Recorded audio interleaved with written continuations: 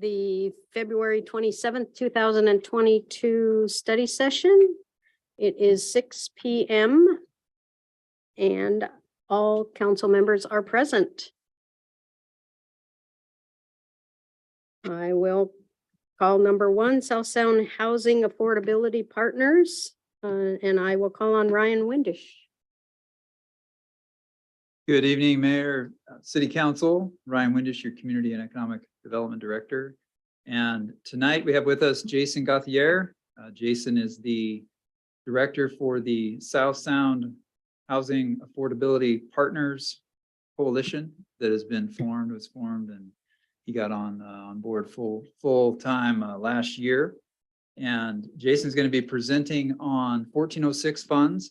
And 1406 funds are funds that are actually a credit on the Washington state sales tax that goes back to the city of Sumner that's intended to help with facilitating the development of affordable housing.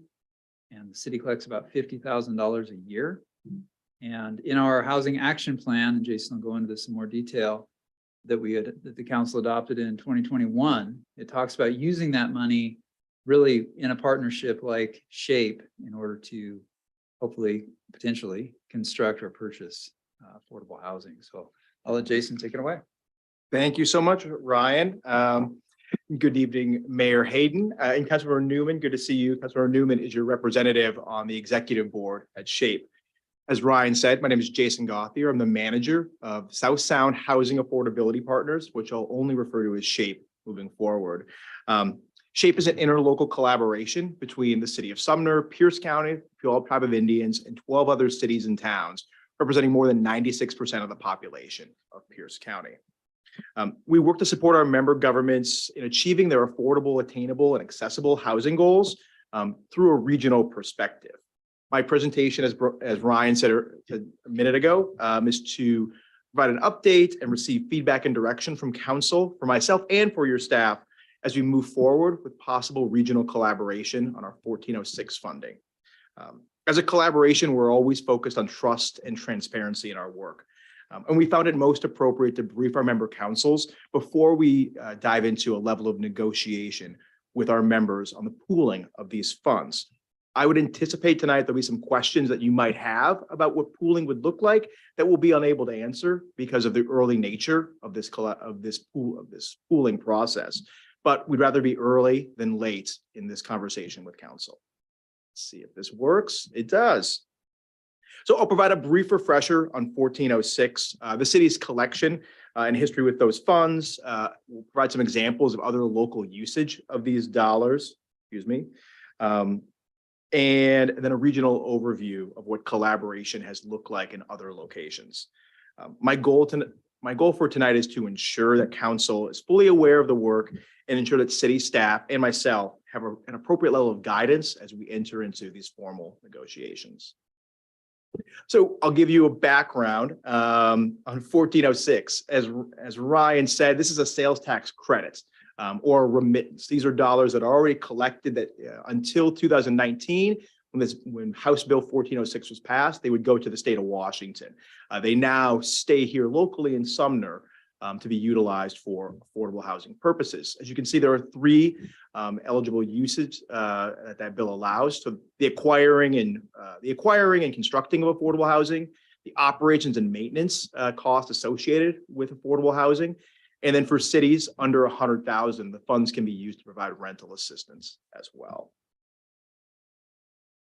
There are 8 members of the SHAPE collaboration that collect these dollars. And we just wanted to highlight Sumner's there as well for you.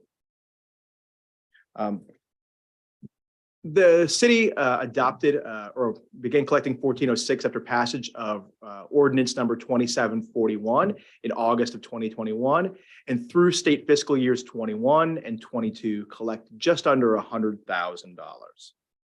And as Ryan said, your housing action plan that you adopted that same year, and I'm just going to quote from it really quickly, the city will be contributing this funding towards a regional or county-wide collaboration that will seek to acquire or build and manage affordable housing assets and programs. So The next nature of this question becomes who else does this and how do they do it? So these are two examples of sister organizations of ours. Arch, a regional coalition for housing in East King County. That organization has been around for more than 30 years and has deployed nearly $100 million in capital from its members to build, I just saw the numbers today, over 5,000 affordable rental and homeownership units in East King County. And then second is our most analogous organization, SCIP, in South King County. They just made their first awards in their 1406 funding round, which we'll talk about in a moment. So I wanted to provide a few examples of other collaborations that utilize these funds in a pooled methodology. So we just talked about Arch and SCIP. There's also two others. There's a regional housing council in Thurston County, between the Thurston County and 4 cities. And then also the Housing Fund Board in Jefferson County, a collaboration between Jefferson County and Port Townsend. I wanted to provide a couple of examples of how these funds have been utilized in recent years in these collaborations. As I mentioned, SCIP just made its first housing funding awards. You can see 2 projects there. One, a home ownership project with Habitat for Humanity in Burien, and the other one, a multifamily rental project in Burien as well. These 2 projects are interesting because of the time that these dollars are coming in. The Habitat for Humanity project, that's the last money in the door. That project is already shovels in the ground, home is being built, it's the last money in. The second project, the Mercy Housing Project, that's the first dollars in the door. And we know in the affordable housing world that for every public dollar that goes in, it leverages about $6 additional of public financing. So it's great to see SCIP being willing to go on both ends, both the last money in, because everybody wants to be the last dollar in the door, because you know the project is already moving, already well funded. It gives a lot of confidence. But being the first dollars in the door, although the least amount of confidence, it's really the most important dollar that goes in because it allows additional public financing to come in for those projects. And then we also have the Regional Housing Council down in Thurston. I gave an example of just over $1.7 million for a multifamily rental project. I believe that's in Olympia. So as I said, we wanted to talk about our members that collect these funds. We've got 8 members that collect these dollars. Pierce County and the cities of Tacoma and Lakewood, they collect these funds and award them annually through various housing programs.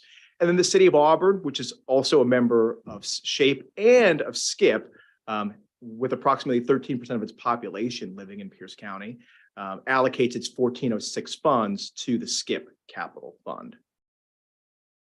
So local uses of these dollars.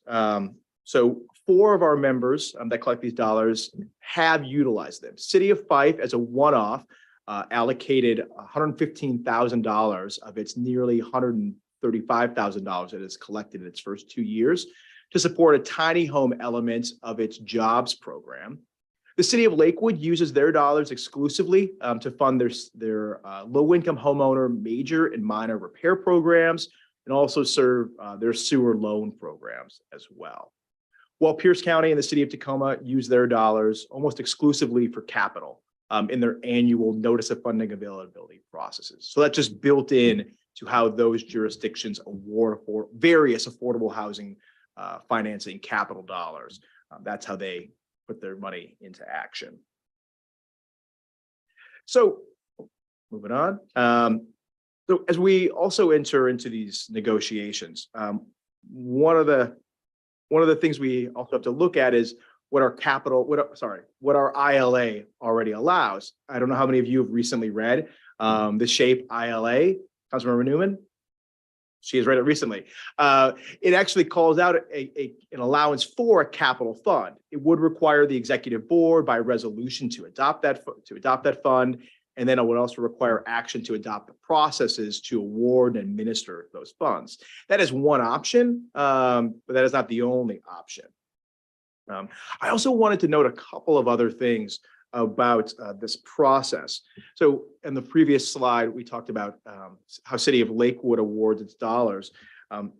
As I look at it, The current low-income residents of Sumner that are in need of either home repair or rental assistance programs are served by Pierce County at large. It's not the same in Lakewood because of its entitlement process.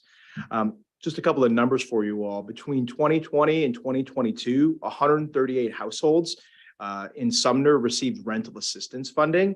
And over that same time period, 29 households received some type of home repair service that the county funds, whether that be a major or minor home repair program, modifications for Medicaid households who need accessibility elements, energy assistance, which typically is going to mean either furnace or hot water heaters, but various different ways that the county does assist low-income homeowners that are in need of household repairs. So the next steps moving into this year, our 2023 work plan already calls for the exploration of this collaborative regional funding approach for the development of affordable housing using dedicated local resources. And we're engaging with our member governments. This is my second week in a row presenting to one of our member councils. I was at Fife last week. I'll be at University Place next week as we begin to kick off council awareness and then also scheduling meetings with member government staff to begin the negotiation process for this regional pooling, whether that is going the direction of a new ILA for the regional pooling or utilizing the authority granted in our current ILA for a capital fund. So that is where we're at tonight. And as I close, this is one of my few opportunities to sit next to one of our member government staff members and thank him for his work. But I do want to appreciate Ryan Windish's work and participation in the staff work group. His advice, his feedback, his willingness to contribute is not only a benefit to me and SHAPE staff, but a benefit region-wide. So hopefully you all realize how lucky you are to have Ryan sitting in your midst as a visionary leader. And with that, I'm happy to answer any questions, receive any feedback or direction as myself and your staff move forward with negotiations on the pooling of these funds. Great. Any questions? Mr. Brown? Yeah, how are funds allocated or given away? I'm sorry. How are they given away? How are they allocated? Oh, yeah. So, well, that's a little bit of a question in advance, but typically it's through a competitive process. So I'll use, sorry, I'm getting a little feedback. I'll use our sister organization directly to the north, SCIP. They have an annual process, annual open application. That application is developed with input from state agencies and other public funders. There's typically a combined application. That application is submitted to staff for scoring. The way that SCIP does it as well, their advisory board scores those as well. And then it goes to their executive board for final approval. And then each member government that contributes to that regional fund has to approve the expenditure of their dollars inside of that fund. So there's a number of checks along the way. Councilmember? Go ahead. Oh, Hi, so I'm going to start by saying that I have not read the SHAPE ILA. But my question is, Sumner has a small amount of money, and if it's pooled, what guarantee is there that there will be, and this might be too early, but what guarantee is there, if any, that there will be housing that is specific to Sumner as opposed to any other place in Pierce County? Yeah, it's a great question. Part of that is sort of like the process of where can those dollars go? Do those dollars just have to be invested in the communities which contribute, or could they go elsewhere? That's one. But for Sumner specifically, some of that is, my work along with Ryan to attract those type of mixed income or low income affordable housing developers to your community. I know Ryan and I have talked extensively about the updating of your multifamily tax exemption program. So you're seeing a lot of interest there. I would imagine Sumner, your growth, I'm sure, is on the uptick. And so there's obviously interest in this community in developing. Partially that's my work day to day to find those affordable housing developers, to introduce them to our communities, to make an attractive development environment for them to enter into. So, once those dollars over the next, ideally in a year and a half, we'll have, ideally, if we do go the capital route, of that capital fund in place, the agreements for pooling, and then an annual, that NOFA process, to begin to take in applications for those funds. So that lays out a time period as well for us to begin to work with affordable housing developers, to recruit them to your community, to explore your opportunities for development here. So there's no guarantees, council member, unfortunately, but but housing is not housing. The folks who live in housing, they're not contained to the place that they live in that housing. So housing built anywhere in our communities is good for all of our communities. Okay, thank you. Thank you. Councilmember Botetto. So what is the timeline, do you have certain deadlines that you have to get an application in, and then how soon would the money be awarded? All good questions. So I know my internal up here, my timeline and my hope, and I know City Manager Wilson over there. He has been clear with me that he would like things to move relatively fast, and that's feedback that I've got from other members who are going to be engaged in these conversations. That time is of the essence. So we'll start with staff. So the spring starts on March 21st, and so our hope is that late winter, early spring, we begin those initial staff conversations, develop those options for council to consider at some point for the pooling of those funds. But in an ideal world, we would line our notice, or our NOFA timeline, our notice of funding availability timeline, up with other local public funders. So City of Tacoma, City of Lakewood, Pierce County, they all put out their NOFAs in June, and then make awards in August. And so my hope would be that by next June, we're prepared to go out with a NOFA of these pooled funds. And when you say next June, that means a year. 2024. Yeah. So we wouldn't see anything this year. No, we'll just be kicking off these conversations when we'll be in the midst of conversations in June. Yeah, but by then, wouldn't some of our money be awarded to other cities or not? No, unless council takes action to utilize those funds for some purpose, those funds, we didn't mention it as well, but 1406 there's no timeline or requirement to the expenditure of those funds. So theoretically, Sumner could, that's a 20-year timeline to collect those funds, but you could collect them for the next 20 years and then hold on to them for 50 more years if future councils wanted to. I would not expect that to be the case, though. Oh, okay, well, that's helpful. Thank you. All right. Councilmember Newman. Thanks, Councilmember Newman. I was just going to point out that we are, all these funds are kept in a separate fund that we're tracking. Really, the point of today is we want to do a touch base with council to make sure that you're still comfortable with what was contemplated in the initial interlocal agreement, and make sure that you're comfortable, basically unleashing Ryan to go and start these conversations on behalf of the city, to come back with a plan that how do we best use these dollars regionally. So the money is already in Sumner's.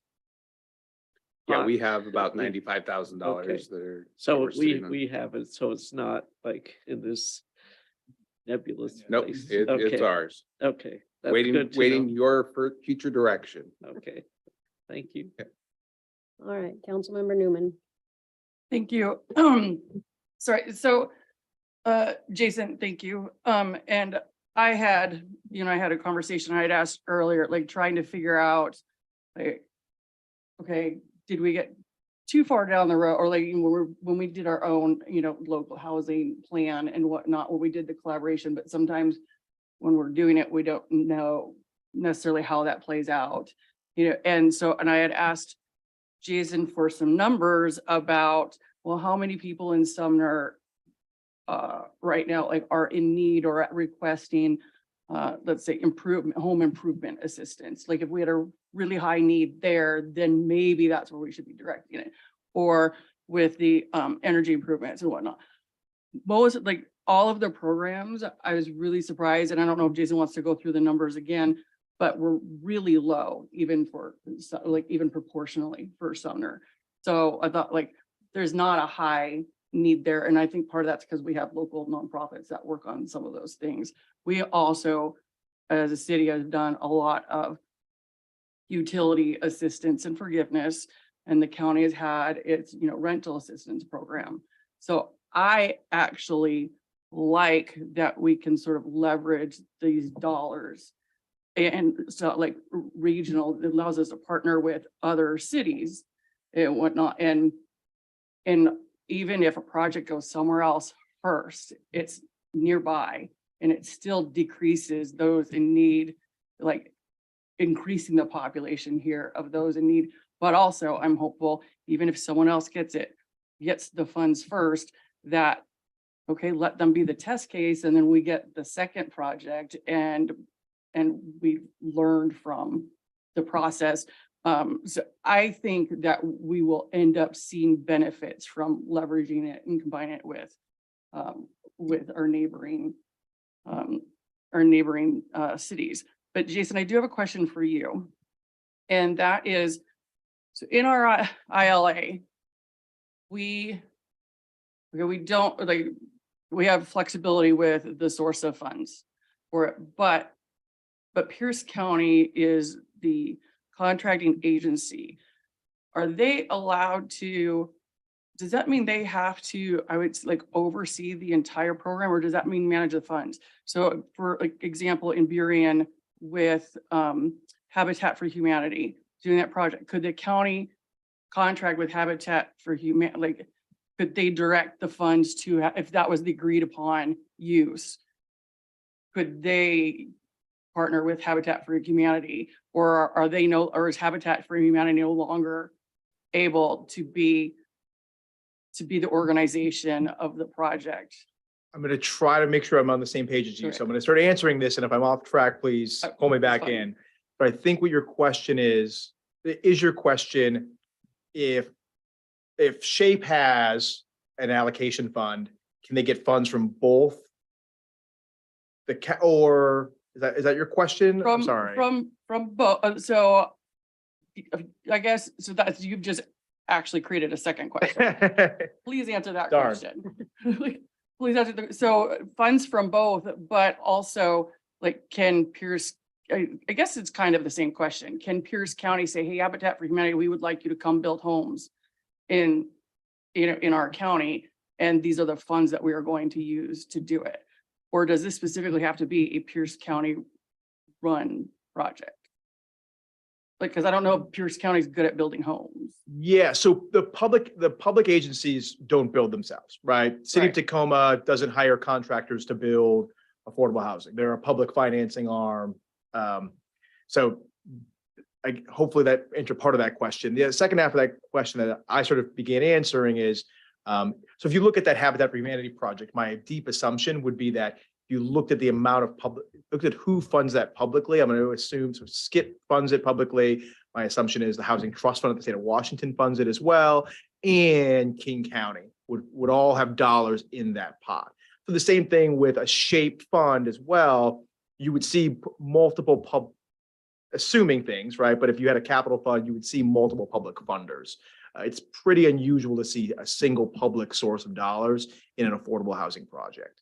Right. So the $300,000 of the project in Burien is just the portion. chunk that they put in, not the cost of the Mhm. project. Yeah, Thank you. exactly. Oh, sorry. No, I knew that's we fine. would get to the answer eventually. Yeah, for you. sorry, I asked in a very confusing way. Deputy Mayor Hochstetter? Was I understanding it right that the first question that you were going to ask of staff and the council was whether we wanted to stay with the same administrating agency, or did we want to change that whole process? No, that is not a question on the table Okay, tonight. so what was the thing about the new ILA then? Oh, so there's options that we can go through here. If, once we get down that road of negotiating what that pooling looks like, you could create a new ILA. So our sister organization in South King County created a new ILA. So SKIP operates under an ILA for its regional partnership. And then there's a separate ILA for just the cities that pool their regional funds. And that ILA only deals with the pooling of those dollars. Do you think there's a benefit to that? I think it makes it more clear cut to go that route. But it's not you could do it either way is the question. So our sister organization in East King County, Arch, they use their original 30-year-old ILA for the pooling of funds. So as new funds have become available for their member cities, as they've contributed them to their capital fund, they've created no new ILA. It's just you're putting in this pool of funds now. It's a separate account in our overall budget because it's limited to what those dollars can do, who they can serve. So there's some options on the board. And I think That question is going to go more to Ryan and Mr. Wilson than for us to have to figure out. They're going to figure out what fits our city I would imagine. or how we want to participate. Exactly. And then what about, is there some benefit to having more cities join this, or is this just good as it is? Because I felt like we kind of joined early because we just thought it was good. And I don't know how much success you've had getting others to join. We've had one member join since the original 14 members joined. DuPont became a member in May of this year. Our work plan does spell out an attempt to add some additional members. Eatonville has contacted us. We've assisted them on a few things. They've shown that they would like to join at some point. We'll see if that does happen this year. But our work plan, as our board approved, it does call out a continued outreach of other Pierce County cities and towns for We potential would just have a membership. larger pool that they could do probably larger projects and Yeah, there is. not probably in every city, but bigger projects in cities that could handle, that have the space and the ability to do it. Yeah, I'll note one thing, because I know you have a deep partnership with the city of Bonnie Lake. So there are 9 cities in Pierce County, and I'm counting Auburn and their population in Pierce County as a city in Pierce County. There are 8 cities in Pierce County, or 7 cities, one in the county, that collect these 1406 funds. That are members of SHAPE. There's one city that is not a member of SHAPE that also collects those dollars, and that is Bonnie Lake. That was a confusing way of saying that, but Bonnie Lake, not a member, but does collect those funds.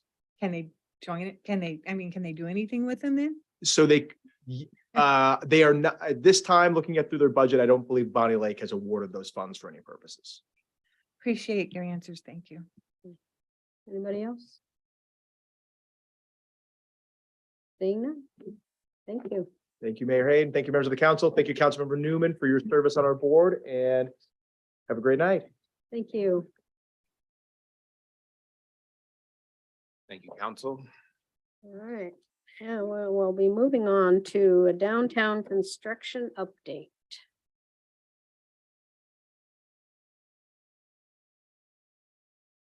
So as Mr. Kosa and Ms. O'Haverle, I'm just gonna butcher Elisa's name again. Jeez Louise, how long have you worked here?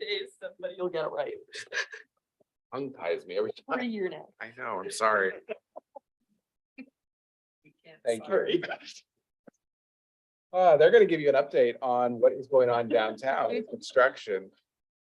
Probably as red as a beet right now, so thank you. Take it away. Sure. Jeff, do you have that presentation? That'd be great. Thank you, council members and Mayor Hayden. We're happy to be here to talk about downtown construction in the summer of 2023. I'm Michael Kosa, the city engineer. I'm joined with me by Elisa O'Haver Ayala, who is our associate city engineer and also project manager into construction for both of these projects. Excuse me, the 2 primary projects we're going to talk about. And then Carmen Palmer is also joining us as communications director because we've got a lot of outreach that we needed to do recently and also into the future as this affects more and more of our downtown community. I guess this thing should work. Cool. All right. So a little outline of what we're going to talk about. We have Better Roads Ahead. It's is the title of our kind of efforts for this coming year because we are going to be improving our roadways primarily in downtown and what that's going to mean to everybody. So we're going to talk about planning and project history. We're going to talk about why now is the time where we're doing it. We're going to talk about what we're doing. We'll talk about roadway impacts and traffic impacts. We'll talk about project timing, and then we're going to talk a little bit about our communications and what we've done and what we're about to do. So first off, the project history. So the projects that we're working on right now are a combination of multiple planning efforts over a number of years. You mostly all remember the town center plan that was put out in 2018. There was a large effort there that involved figuring out upzoning of the city in the downtown area specifically. Then we also had our Main Street visioning, which is looking at Main Street, and it also focused on Heritage Park and the developments, the ways that we wanted to develop Heritage Park and kind of change the character of the town while still remaining the same. We talked about another planning effort was our Heritage Park Master Plan that's currently underway, looking at ways of actually improving and doing the conceptual design for Heritage Park now and into the future. We have an activated alley design that we're currently working on, which is the alley between Kincaid and Alder. Looking at how we're going to improve that and do some streetscape work in there to make that a area that we can transform on for mini events. And then the water system plan is another planning effort we went through in 2020, which really identified a lot of infrastructure improvements that were needed in the downtown area. We have some undersized water mains and some very old water infrastructure.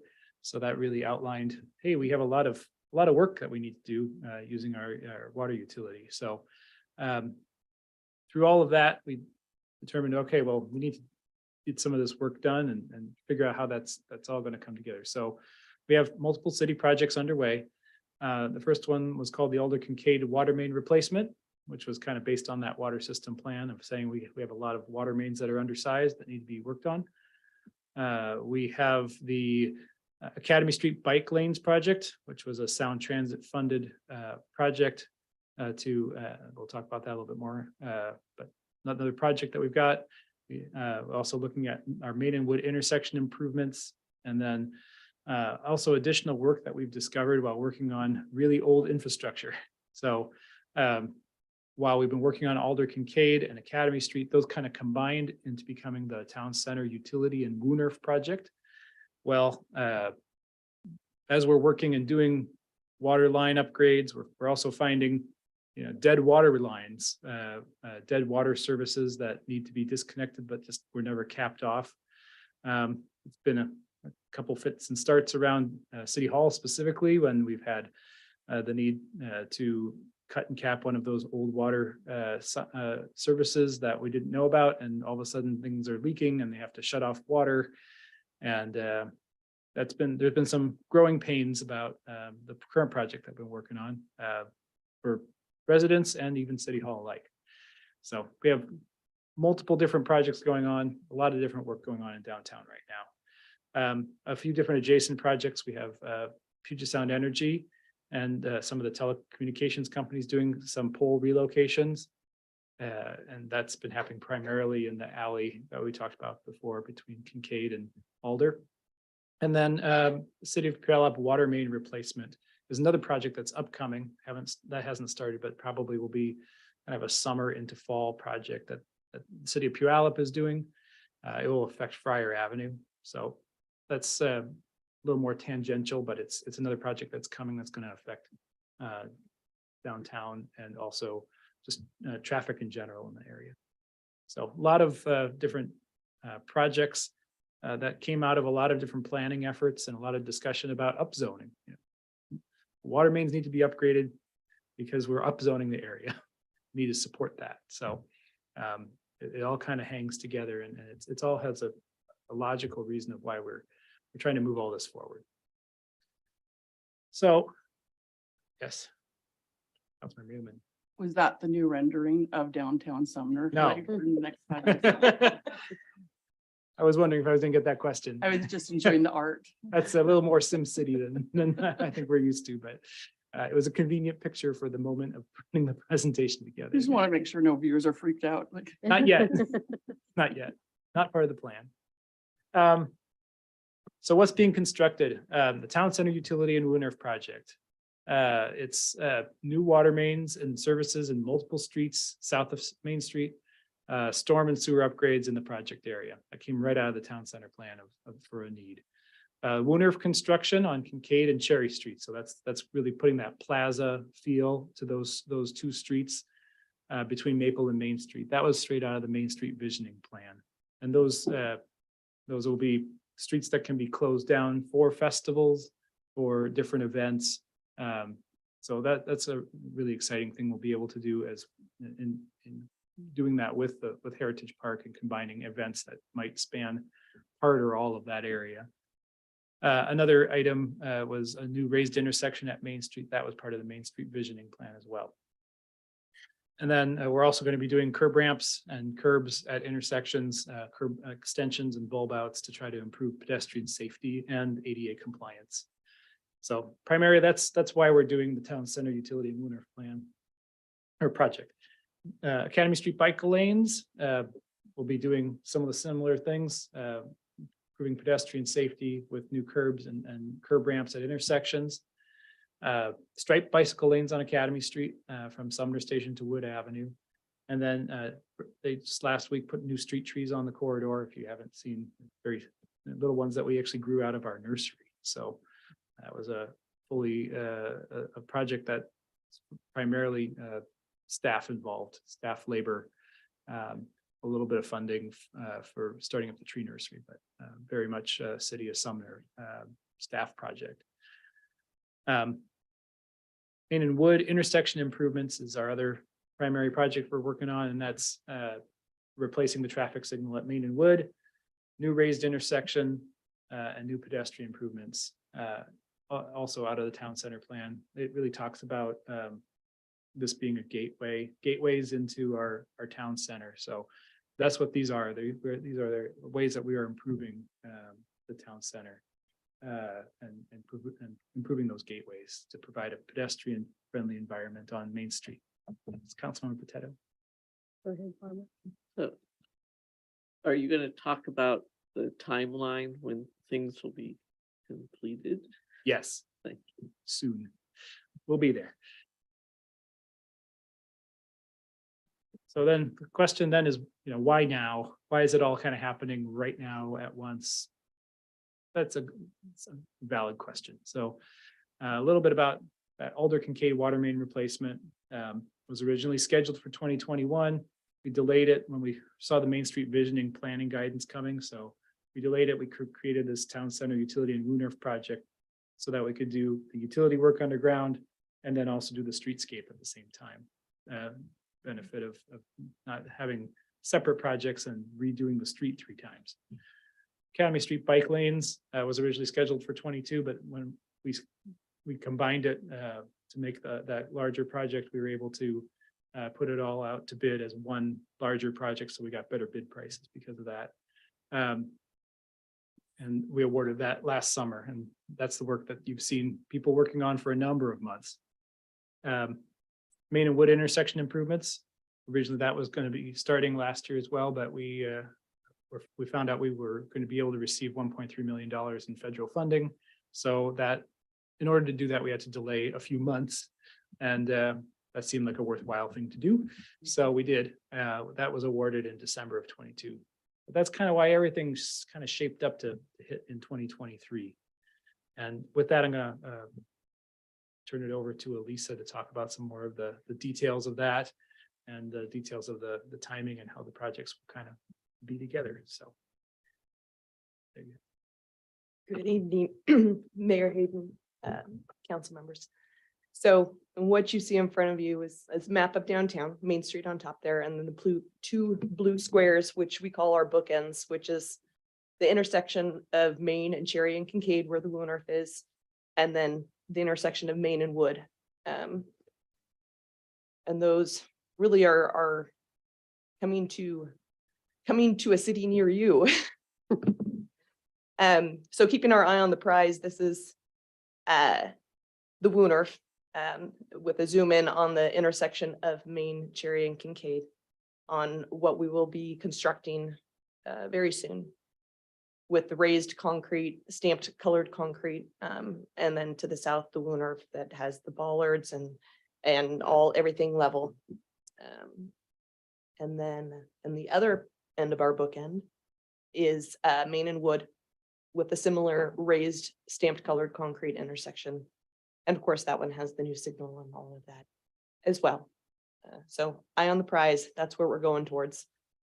In the meantime, so we've started using a map similar to this that Carmen helped us put together to communicate our impacts throughout this downtown area on where are we working, what's open, what's under construction, what's closed, where do we have detours, and we will continue to use this and communicate. And I'll explain more about that. Basically, green is open, red is closed, yellow is open but under construction. We will have detour routes posted when we get into some more challenging construction. So top of the screen, you can't see, it says phase 1, which is April and May, which is reconstructing. This is the intersection at the north end of the Woonor, Main, Cherry, Kincaid. So in order to reconstruct that, we're going to do it in 2 phases. We're going to do a south side first, which is what is currently the eastbound lane. So only westbound traffic will be going on Main Street from the BNSF tracks to Alder. On the west side between Friar and BNSF tracks, it'll be local access only. The westbound traffic will be able to continue through there. We will be able to maintain parallel parking on Main Street on that block between BNSF and Alder. And we will continue to have the parking in that alley south of Main between Kincaid and Alder. It'll be going the opposite direction though. And we will maintain pedestrian access to all those businesses. Been working with the contractor to come up with a solid plan to make this happen. We were pushing, I think the whole project was pushing to figure out when we could get this done. The contractor wanted to be out there last week. They will not start this till after the Daffodil Parade. We didn't want them tearing up Main Street until after the Daffodil Parade. So that came down and was decided officially by the team today, which I think is overall, we all breathed a sigh of relief. So this is phase 2, where we go and reconstruct the north side of that same intersection. So during that time, traffic is only moving with that yellow arrow to the eastbound only. So it'll move from the tracks towards downtown. We will continue to have parallel parking on the south side of Main Street, but the north side, since the contractor will be reconstructing that, they will need that area to access the job site, to access their construction area from Alder. But we will continue to maintain pedestrian access to all businesses throughout this time. So, Councilmember Boteto, you asked about the timeline. So. Sorry, real quick, before we get into the timeline, I just want to say that staff worked really hard to come up with that alternating traffic pattern. The original plan or ask of the contractor was just to close Main Street entirely for 2 months. We said, there's no way you're going to do that for the businesses that have been through a pandemic, have been through a fire. Now they're dealing with construction. That's just not acceptable. So I want to thank our engineering team and Ryan. Ryan really got in there from an economic development perspective and said, no, we got to do this right. And we'll go into what we've told the businesses here. Thank you. Thanks. So in red on the left, you'll see the town center utility in Woonor. So we are into this since August of last year. So we are anticipating directly after the Daffodil Parade on April 1st, they will shut down that south side of the intersection. So Main Street will be westbound only. They'll work on that and then they will flip to work on the north side. So Main Street will be eastbound only. That should finish up this summer. Meanwhile, in the blue on the right side is Main and Wood, which will start this spring. We're still working with that contractor on when that start date is. They've got signal poles, light poles to procure, which take almost a year from when they ordered them. So we are still working with that contractor on what that means, but they will likely start sometime between April and June, which means that there will be an overlap between the two bookends.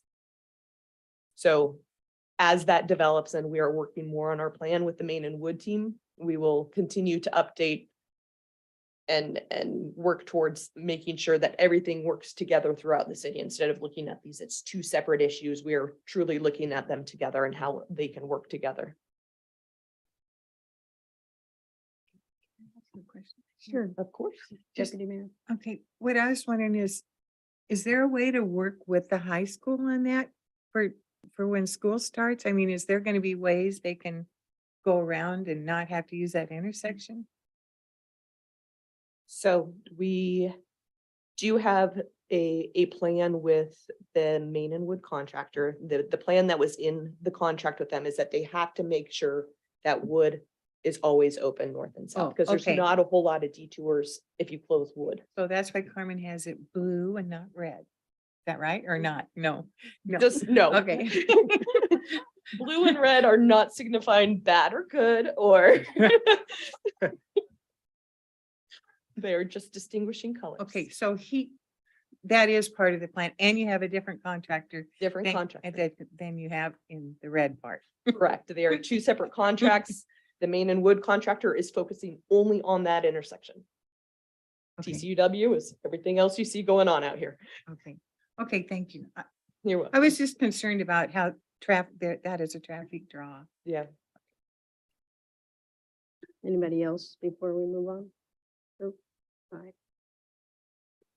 So this one's Carmen's. Are you ready? Okay, getting to communicate this to everyone. We're using a combination of what we always use and actually adding a few extra strategies on that. So, each of these projects, as Michael talked about in the beginning, these were originally 3 distinct projects. So they already have 3 distinct web pages on Sumner Connects. And I pulled the stats on those. Since those have gone up, collectively, the 3 of them have received 3,500 visits from the public.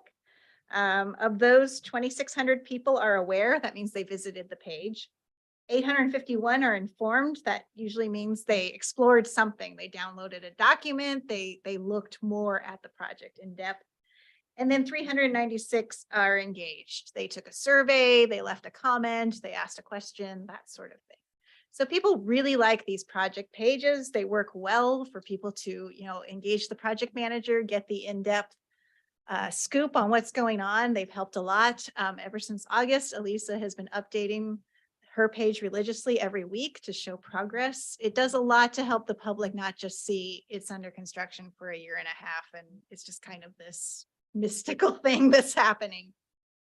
However, as they already showed you with the maps, people need to know where to go in Sumner, and they don't need to go to 3 different project pages to piece together, all right, this project has these roads affected, this one has these roads. That's too much. We do also want an additional layer where people can just know where to go, where to park, so that they can keep coming downtown and accessing the businesses.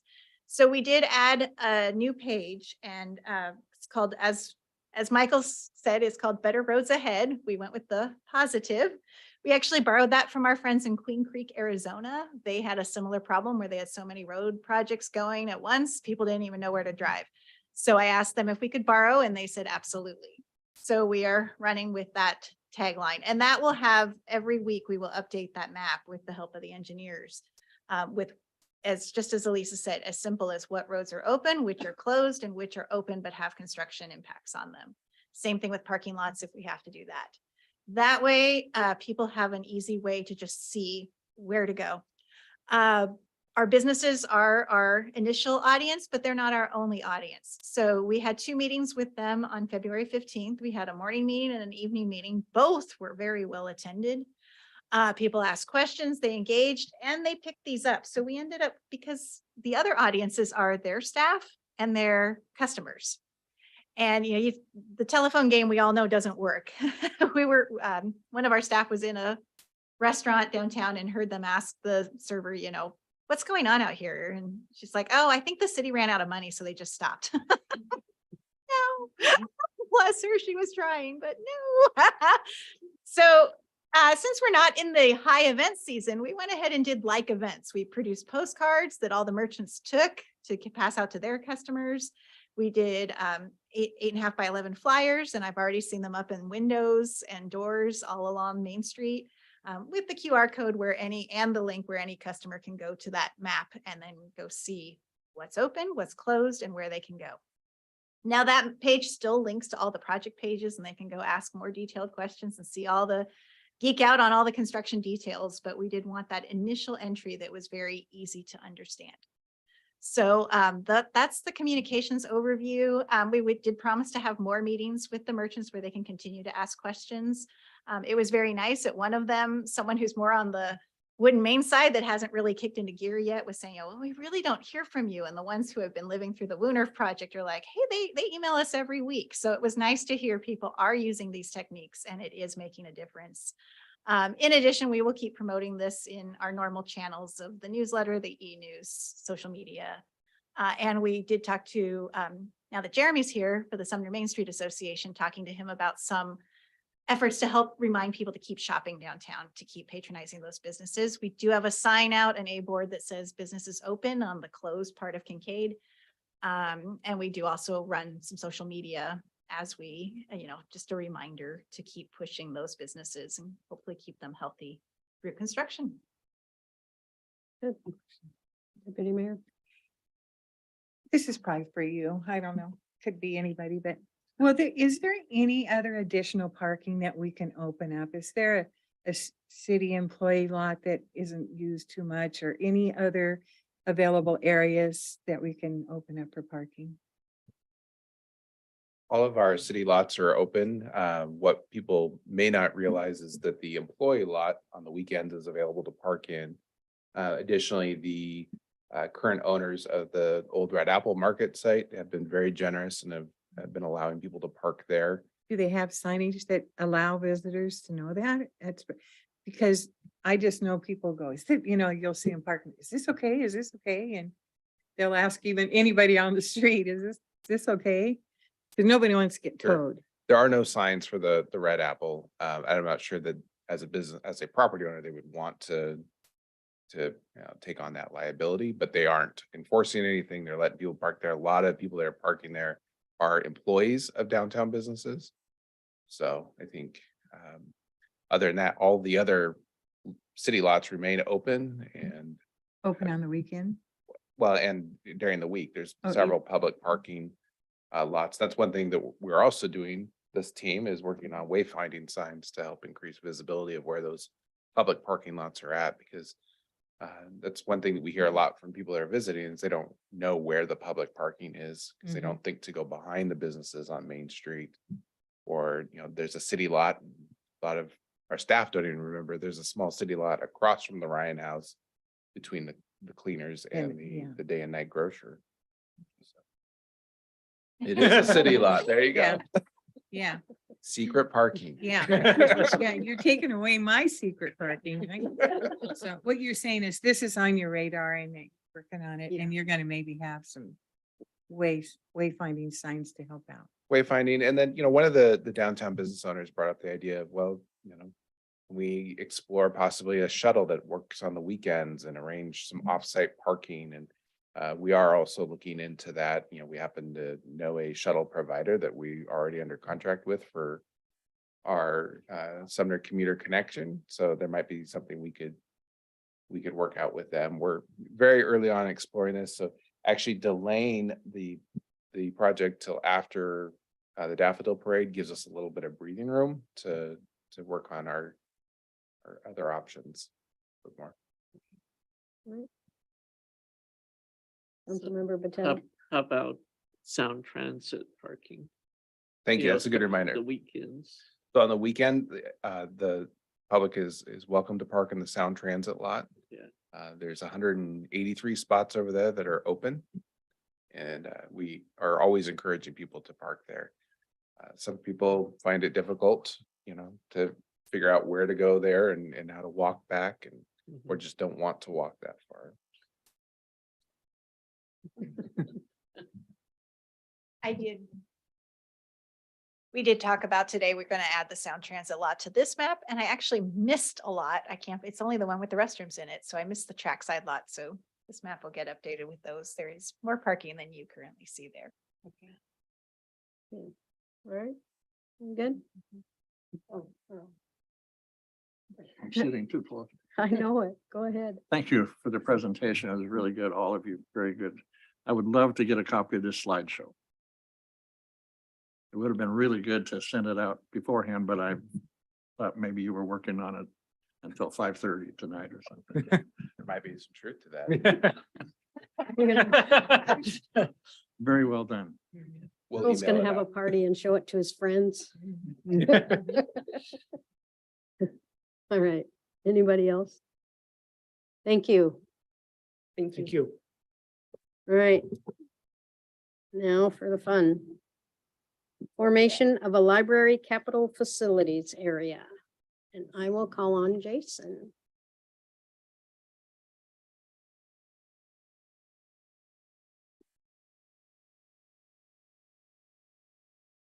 Okay, thank you, Mayor and Council. Tonight, we're going to continue our discussion regarding a library capital facilities area designation. As a reminder, this was discussed with a joint meeting with the Pierce County Library Board on February 13th, where you reviewed what an LCFA is and the steps to creating one. So the next step, if council is interested, is to pass a resolution that defines the boundaries of the LCFA. At the same time, the Pierce County Library Board of Trustees would pass a similar resolution. And then they would request that Pierce County Council create the LCFA, which would then allow it to go on to the voters for consideration. The hope and the proposed timeline that we're operating under is that our council would make a decision on March 6th, which is next week at your regular council meeting. The Library Board of Trustees would also consider a resolution on next week on Wednesday, the 8th. And then it would go to the county for consideration in late March to mid-April. And then if that all passes, the library district could request in May that it be put on the August ballot for consideration. The next main consideration for this council is if you're willing to create the LCFA is what the borders would be. And as you recall, we had three options. Option one was just the city limits. And Mr. Steffens, could you actually pull up the PowerPoint? Yeah. Thank you. Option one is the city limits. Option two is the city limits plus a few extra precincts. The precincts that actually touch our urban growth area. And then option three expands that a little bit further to all precincts that touch our UGA. So option one was city limits. Option two was some precincts that include the UGA. And then option three, once again, is all precincts that touch our UGA. As a reminder, with LCFAs, in order for them to be approved by the voters, you have to do two things. Number one, you have to validate. What validation means is you have to get enough votes to equal 40% of the last general election. So a measure that is on the August ballot would need to validate back to last November, which was the last general election. So you have to get 40% of those that voted in the November 2022 election to vote again in August. And then it needs to have 60% plus one vote to pass. So this, as you may recall, is what the November of 22 voter turnout was. And, if you only got the 40% validation, how many yes votes would need to occur for the measure to pass. And then the example levy rates, these were prepared by the library. This assumes the maximum $15 million bond in the median home value of $514,000. You can see what the monthly cost is and the annual cost is for each one of those options. So with that, I'm happy to answer any questions, and this is really time for council to discuss and direct staff on how they'd like us to proceed. Do we have any? Mr. Brown? Yeah, you remind me. But River Grove is not. Sure. So River Grove is part of the city limits, so it is included in all three options. You might be thinking the area like by Knutson Farm and Dagodi out in that area? Okay, Anybody? Councilmember Potato? Sure. Well, I'm very strong for option one because I know that our city citizens are much more invested than if we go out further to 2 or 3. And I just wanted to share with you the information about my property tax. So I got my property taxes online and I go, oh, let me look at what 2022 was. So my property value went up 15%. The taxes went down $128. The library went down $5. The city went up $70. The fire district went up $32 and the schools went down $244. So I'm paying like $129 less than I did in the past or for last year. And I just believe if the further we go out from the city limits, like if you went to 3, we're not going to probably pick up the number of votes that we would need to pass it.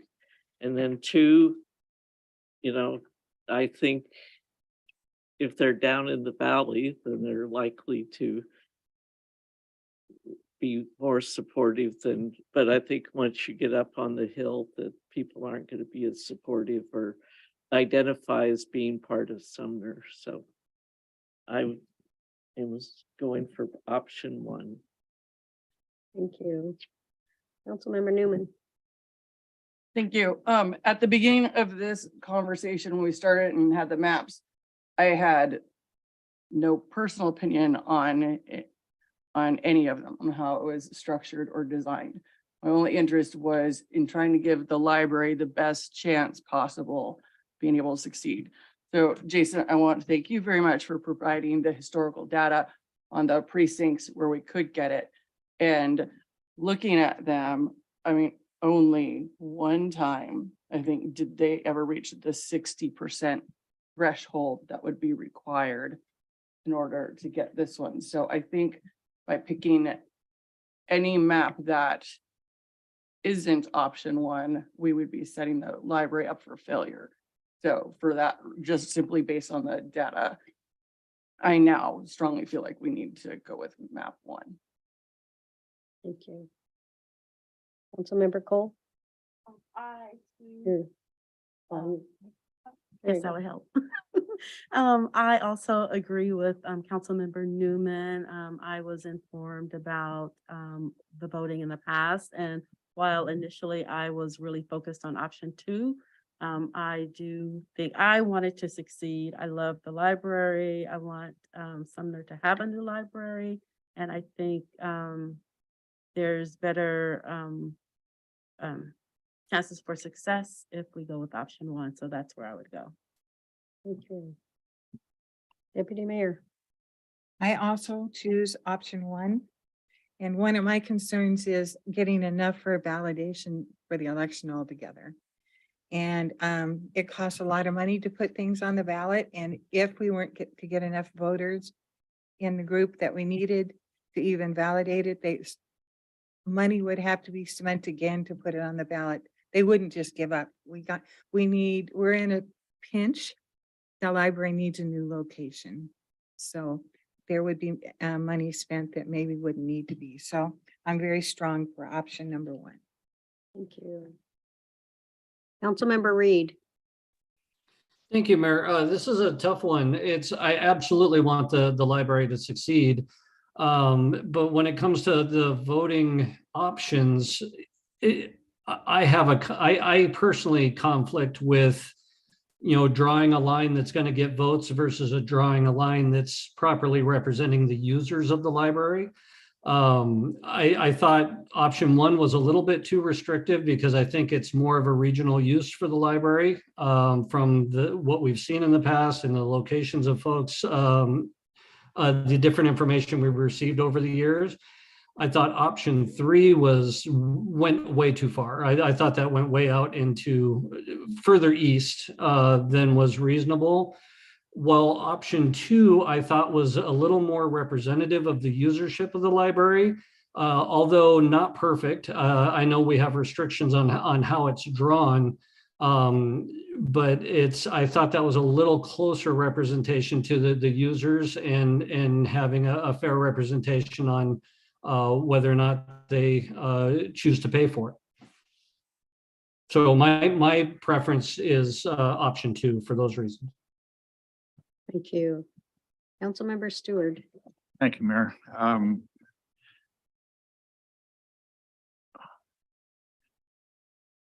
I agree with council member that the use of the library will far extend beyond the city limits of Sumner. And I think for that reason, I am really strongly in favor of option two. The whole idea of deciding how to pay for something based on how many votes we'll get just doesn't sit well with me.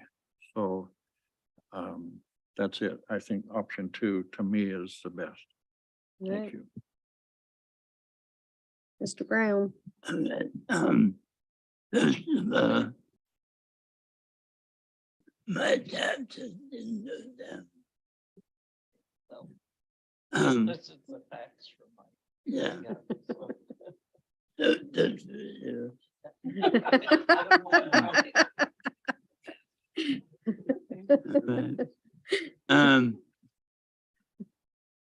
I believe in option two. And then more people will be using it than the people in our city boundary. I was talking to my wife who grew up in option three. And she said the only library up there was in Bonnet Lake. So she favored option three, but I voted option two. Thank you. All right. Does that get you what you need, Jason? Yeah, it does. And I forgot to mention that Executive Director Casserati is also attending the meeting. So if anybody had any questions I couldn't answer, or any questions specifically for her, I know that she'd be willing to hop on here and answer those. What I heard from council is the majority of you do favor option number one. That is how the staff resolution will be drafted. Those of you that are favoring option two, if you desire to seek an amendment, please reach out to me in the next day or so, and we can help you with that. I know that the library is looking for, they're in the same position we are, that they have to adopt a LCFA boundary. And Ms. Casserati has made it clear to me that their board of trustees is really deferring to this elected body to determine what those boundaries are. They will support any of these options that are presented. And as a number of you mentioned, there's pros and cons to each one of them. So happy to answer any other questions that you all might have. Any other questions for Mr. Wilson? Councilmember Reed. Thank you, Mayor. Actually, I could state now for Mr. Wilson that I'd be interested in seeing that amendment. Okay, I will get you an amendment. Anybody else? Councilmember Stewart. Jason, in a meeting that we had last week, can you refresh my memory about the UGA, and if some of those areas are annexed to the city, would they then be a part of the levy situation to fund the library? Thank you. That's a great follow-up question. So we've had 3 different attorneys weigh in on this.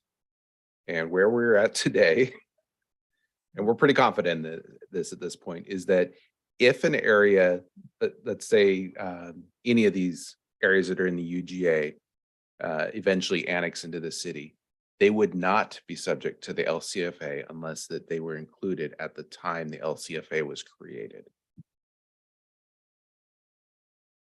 And can you look in your crystal ball to see how many of those areas we would be anticipating annexing to the city? You know, as you all know, whenever you do an annexation, one of the things you would look at is the infrastructure and then also the community's desire to be part of the city. At this point, none of the areas in the UGA have expressed interest in being part of the city. If you look at precinct 31880, which is the top northeast one, the large orange section up there, there are, as I mentioned before, there are a number of newer development homes up in that do have improved infrastructure. The question is, do they associate with Sumner? Even though they are Sumner utility customers, they're also Bonnie Lake utility customers. And then they also have a road that goes directly into Lakeland for, what's up in Lakeland, shopping and dining, etc. So I don't know that we will see a request anytime soon from them. The other area is out around our cemetery. There is an annexation that's currently underway that would kind of follow the freeway lines. If you look there, where 167 and 410 come together. If that annexation does not happen,